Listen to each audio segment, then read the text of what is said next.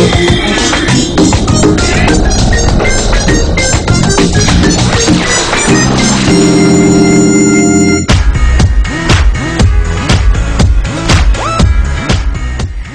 sore pemirsa setia Global TV. Sekarang waktunya Top Banget menemani sore Anda dengan info-info yang unik, menarik, dan inspiratif. Dari info tentang bayi kembar dengan ayah berbeda, kucing bersinar di kegelapan, hingga wanita-wanita petarung bebas. Jadi, jangan kemana-mana ya. Tetap bersama Top Banget.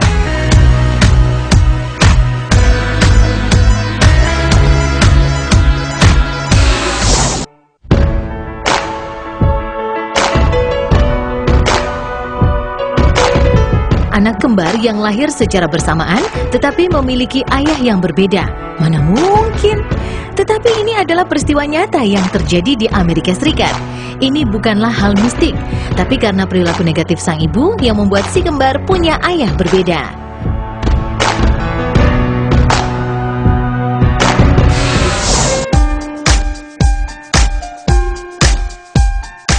Pada tanggal 1 bulan Juni tahun 2008 lalu, di Dallas, Amerika Serikat, lahir bayi kembar bernama Justin dan Jordan dengan ayah yang berbeda. Kok bisa ya pemirsa? Fenomena ini dikenal dengan heteropaternal superfecundation yang sangat jarang terjadi dan hanya sedikit yang diketahui oleh dunia.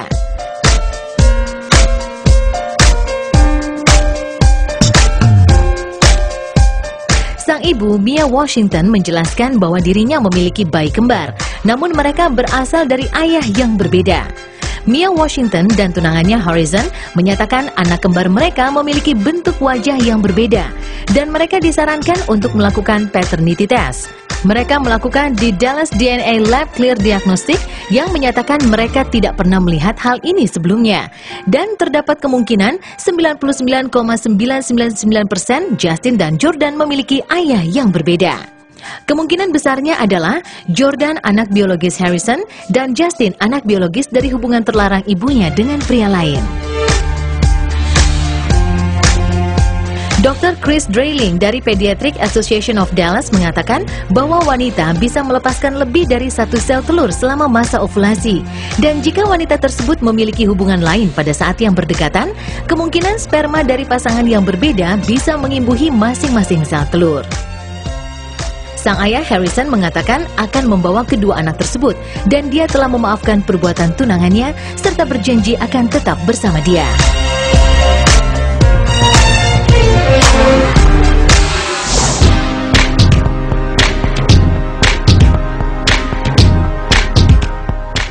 Kasus serupa juga terjadi pada seorang ibu bernama Sarah. Namun berbeda dengan Mia yang mengetahui kedua ayah dari anak kembarnya, sedangkan Sarah belum tahu siapa ayah dari anak kembarnya. Sarah memutuskan untuk mengikuti acara bincang-bincang di TV Amerika yang bertajuk Maury Show. Acara yang mengungkap kebenaran dalam hubungan keluarga, bahkan melalui tes DNA. Ia berharap dapat menemukan siapa saja ayah dari kedua anak kembarnya melalui tes DNA yang dilakukan dalam acara tersebut.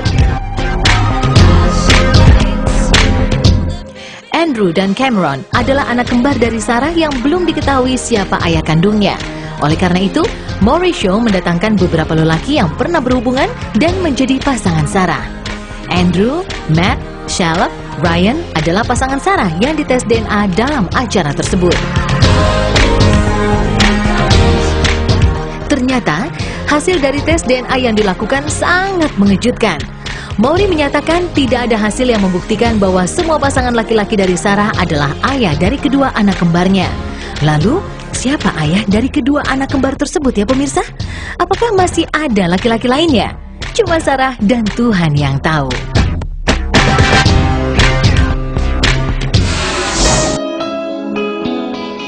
Meski kasus semacam ini mungkin terjadi dalam dunia medis, tapi sangat jarang ditemukan.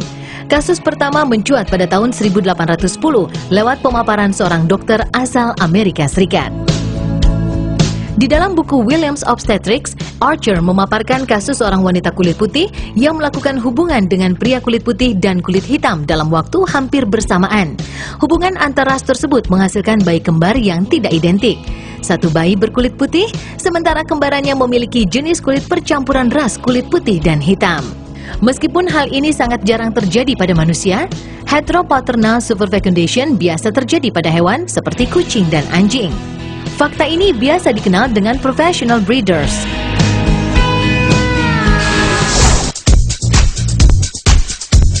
Jangan beranjak dulu dari tempat Anda ya pemirsa, karena setelah ini akan ada info tentang kucing bersinar di kegelapan.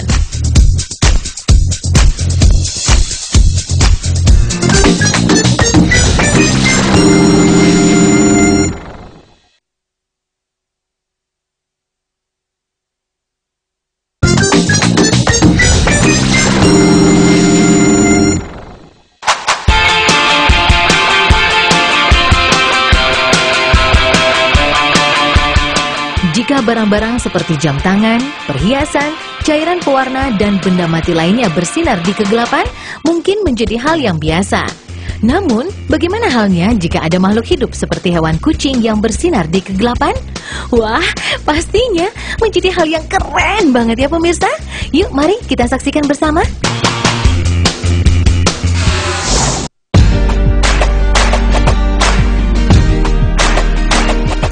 Seekor kucing direkayasa menjadi kucing yang tubuhnya bisa menyala dalam kegelapan, atau kucing glow in the dark. Kucing ini direkayasa untuk menghasilkan protein yang membantu melawan AIDS. Tim Mayo Clinic di Amerika Serikat telah berhasil merekayasa kucing untuk menghasilkan protein yang membantu tubuhnya untuk melawan Feline Immunodeficiency Virus atau FIV, yaitu virus yang menyebabkan AIDS pada kucing. Para peneliti menjelaskan, FIV dan Human Immunodeficiency Virus atau HIV adalah penyakit yang sangat mirip dalam pengertian bahwa mereka menguras sel-sel kekebalan tubuh sendiri dari memerangi infeksi. Jadi, temuan yang menyisipkan gen pelindung meskipun pada kucing juga merupakan langkah maju untuk penelitian HIV bagi manusia.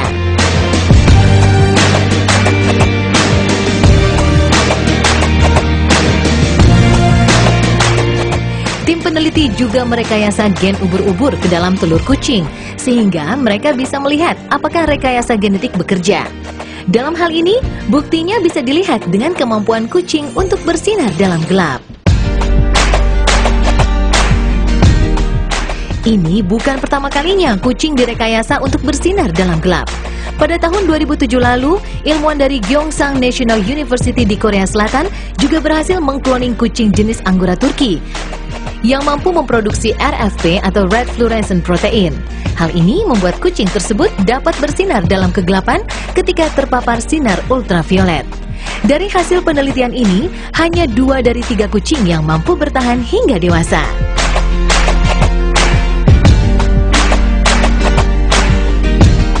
Lalu pada tahun 2008, website today.msn.com melaporkan bahwa Dr. Grinigins, ilmuwan dari Audubon Nature Institute, mampu merekayasa kucing oranye untuk menyala dengan sinar hijau neon dalam kegelapan.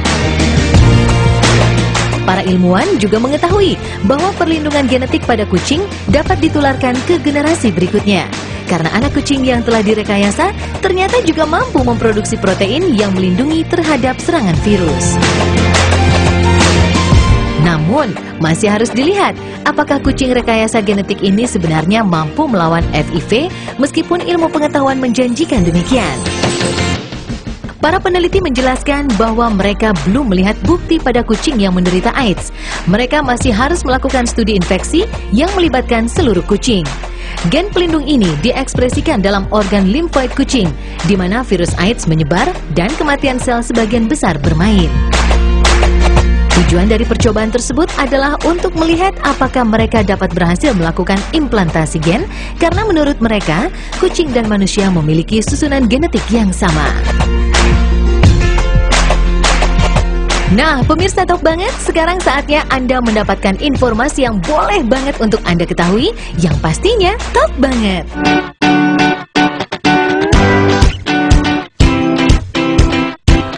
Pada abad keempat sebelum Masehi, setiap laki-laki Sparta yang berusia 20 tahun ke atas diwajibkan oleh hukum setempat untuk makan daging sebanyak 1 kilogram setiap harinya.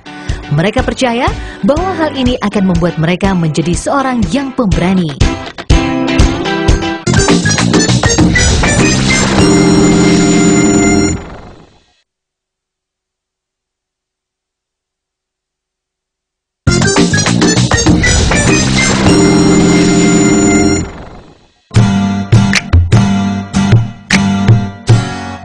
Menyusul kehadiran smartphone dan tablet komputer, para pengendara sekarang menjadi sasaran pasar untuk penjualan alat komunikasi terbaru berikutnya. Para produsen kendaraan memukau pengunjung dengan teknologi internet model terbaru dalam pameran otomotif IAA. Dulu, sempat ada pameran mobil yang memuaskan obsesi penggila otomotif dengan mesin bertenaga kuat serta desain yang mengkilap. Dengan fasilitas ramalan cuaca yang terkomputerisasi, para produsen tersebut percaya bahwa di masa yang akan datang, mobil tidak hanya akan berperan sebagai alat transportasi semata, namun juga rumah atau kantor kedua. Para pengemudi akan memiliki akses untuk menggunakan email mereka dan tetap terhubung dengan jejaring sosial meski sedang berada di jalanan. BMW, produsen kenamaan asal Jerman, telah menawarkan sistem komputer yang dilengkapi akses internet. Fasilitas tersebut mampu menunjukkan lokasi restoran, ATM terdekat, atau bahkan lokasi parkir gratis. Sebagai pesaingnya, Daimler tak mau kalah. Mereka menghadirkan komputer yang terhubung untuk memberikan akses internet kepada pengendara selama mobil diparkir. Dengan konsep baru dunia otomotif yang dipamerkan dalam IAA baru-baru ini, Ford Evos menawarkan fasilitas mobil yang bisa memanjakan penggunanya. Mulai dari penyesuaian suhu kabin hingga akses ke sistem hiburan untuk mendengarkan berita atau musik. Mobil yang berhasil harus menyajikan gaya hidup, kenyamanan, serta ramah lingkungan. Mobil dengan teknologi internet diprediksi akan menggebrak dalam beberapa tahun mendatang. Menurut produsen, 1 dari 2 pengemudi di Jerman menginginkan akses internet di dalam mobil. Ketika pasar berkata dan meminta, itulah yang kami inginkan. Maka itu jugalah yang produsen berikan. Menurut mereka, konektivitas menjadi tren terbesar. Produsen suku cadang otomotif seperti Bosch di Jerman dan Valeo di Prancis sedang sibuk berinvestasi untuk teknologi komputer. Valeo misalnya menemukan sistem yang bisa memarkirkan kendaraan tanpa pengemudi. Namun, fasilitas baru tersebut tak menjamin keamanan 100% karena adanya faktor dari pengemudi sendiri. Produsen yang menjadi tantangan adalah memenuhi keinginan pelanggan tanpa mengesampingkan keamanan berkendara. Masih ada ancaman keamanan lainnya. Grup piranti lunak antivirus asal Amerika Serikat McAfee memperingatkan akan kemungkinan munculnya serangan hacker di sistem komputer kendaraan. Tim ahli dari McAfee mengatakan pembajakan akun surat elektronik di internet telah umum diketahui.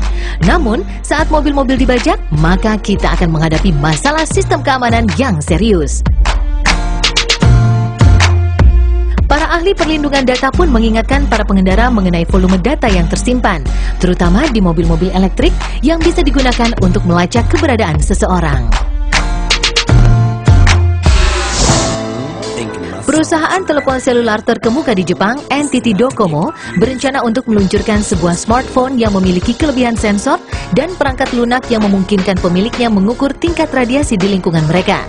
Tidak hanya itu, smartphone ini juga bisa memberitahu pemiliknya apakah mereka memiliki bau mulut, berapa banyak lemak tubuh, dan massa otot yang mereka miliki. Wow, canggih juga ya pemirsa! Juru bicara dari NTT Docomo mengatakan banyak pelanggan takut akan radiasi sejak gempa besar Jepang Timur. Karena itu, pihaknya telah memikirkan layanan apa yang dapat mereka sediakan untuk mengatasi kebutuhan pelanggan sebagai pengguna telekomunikasi. Mereka mengacu pada gempa bumi besar dan tsunami yang melanda Jepang pada bulan Maret tahun ini dan menimbulkan kecelakaan nuklir di pembangkit listrik Fukushima. Perusahaan tersebut juga berencana menunjukkan inovasi pada smartphone yang dapat memberitahu jika pemilik bau alkohol atau sedang terkena sinar ultraviolet yang dapat membahayakan kulit. Bagaimana pemirsa? Smartphone yang canggih dan top banget kan? Apakah Anda ingin membeli dan mencobanya sendiri?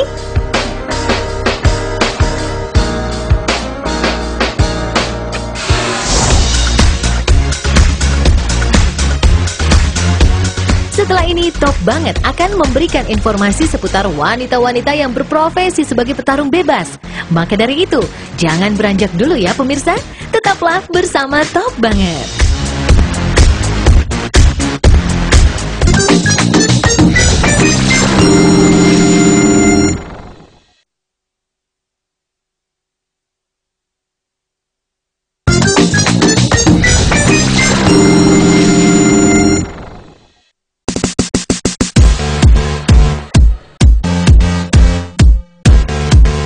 Di Di dalam dunia olahraga tarung bebas, ternyata tidak hanya didominasi kaum pria.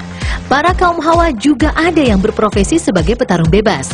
Pertandingan tersebut terdapat di negara-negara seperti Amerika dan Jepang.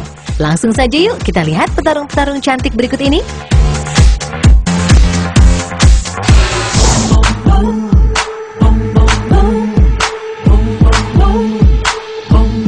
Ada Gina Carano, lahir pada tanggal 18 April 1982. Dia petarung bergaya Thai boxing. Karir bertarung Carano tergolong sukses dengan 7 kali menang dalam 7 pertarungan. Dia kalah dalam pertarungan ke-8-nya atas Chris Cyborg. Sejak kekalahannya itu, dia belum pernah naik ring lagi. Kini, dia justru lebih sering tampil sebagai model karena kecantikannya tersebut.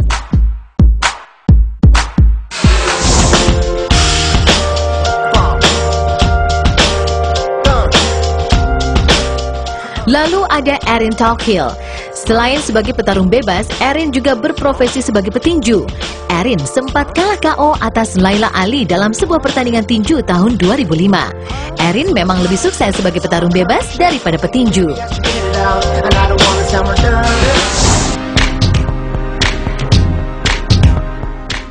Berikutnya ada Tara LaRosa.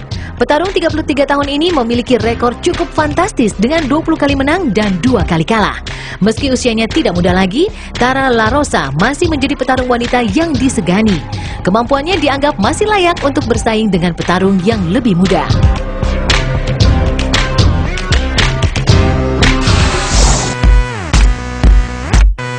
Roxanne Modafferi. Roxanne lahir di Wilmington, Amerika Serikat pada 24 September 1982. Dia sudah memulai karir sejak tahun 2003. Rekor bertarungnya 15 kali menang dan 7 kali kalah. Roxanne tercatat menguasai beberapa bela diri seperti Jiu-Jitsu, Kempo, Thai boxing, dan Judo.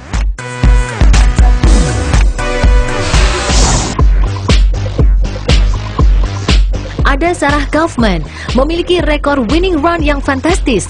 Tercatat petarung berumur 25 tahun ini memenangkan 12 dari 12 pertarungan yang dijalaninya. Sampai akhirnya, rekornya pecah setelah pada pertarungan ke-13-nya dia dipaksa menyerah oleh kuncian armbar Marlus Conan, yang sekaligus membuatnya kehilangan gelar juara welterweight Strikeforce.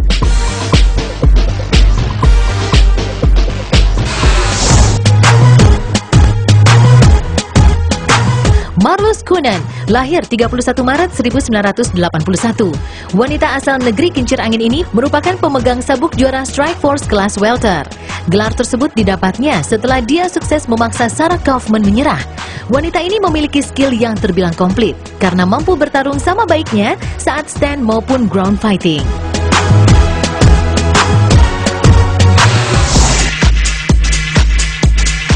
Ada Megumi Fujii dari Jepang. Rekor bertarungnya 23 kali menang dan 1 kali kalah. Satu-satunya kekalahan diderita saat melawan Zoila Frausto, di mana dia kalah split decision, yaitu 1 juri memenangkan Megumi, 2 juri memenangkan Zoila. Meski rekornya cukup impresif, beberapa pihak masih meragukannya karena selama ini Megumi belum sering bertemu lawan yang benar-benar tangguh.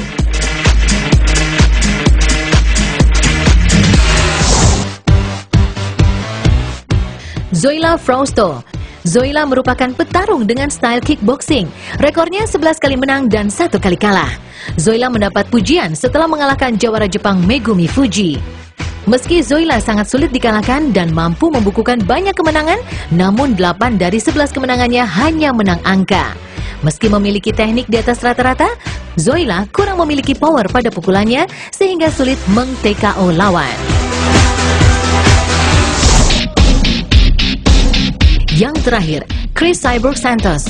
Julukan Cyborg tampaknya sangat tepat diberikan pada wanita ini. Cyborg memiliki power dan kecepatan yang luar biasa.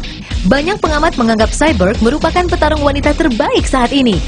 Meski sempat kalah dalam pertarungan debutnya, Cyborg berhasil memenangkan 10 pertarungan berikutnya dengan gemilang. Tercatat, dia berhasil 8 kali menang KO dari 10 kali kemenangannya. Episode Top Banget berikutnya, kami akan mengajak Anda untuk melihat info tentang cara menghentikan tangis bayi ala Jepang, aneka istilah fashion dan artinya, hingga info tentang Hanabi Takai, sang kembang api yang cantik. Nah, pemirsa Global TV, tetap nantikan Top Banget. Tempatnya informasi-informasi yang keren dan unik yang pastinya top banget. Sampai jumpa.